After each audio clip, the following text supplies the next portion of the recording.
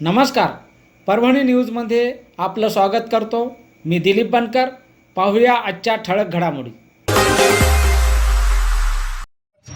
परभणी शहर महानगरपालिका अधिकारी कर्मचारी व सर्व कर्मचाऱ्यांनी आज एक अशी बैठक घेतली जे की बऱ्याच वर्षापासून परभणी शहर महानगरपालिकाचं GST वाढू अनुदानासाठी आणि जे थकीत रक्कम आहे त्याच्यासाठी प्रयत्न करत होतो. आणि याच्या अगोदर आम्ही आझाद मैदानावर एक आंदोलन केला व तसेच इथले आमच्या कर्मचाऱ्यांनी प्रभाग समिती अ, ब, क आणि पूर्ण कार्यालय 100% बंद केला होता.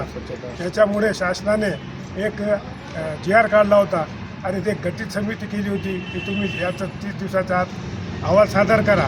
पण शासन ते आता पण त्यांनी पाठवलं नव्हतं. परंतु आपले परभणीचे कार्यसम्राट आमदार राहुल पाटील साहेब यांनी लक्षवेधीमध्ये ते प्रश्न उचलला आणि मान्य करून घेतला.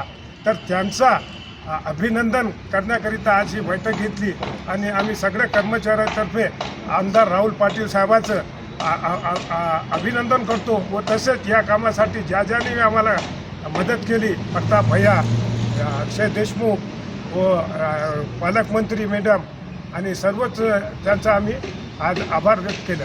आणि आमचे जे नवीन महापौर झालेत व नवीन जे सर्व सदस्य आलेत त्यात आणि उपमहापौर गणेश भैया या सगळ्यांचा बी आम्ही कर्मचारीतर्फे आज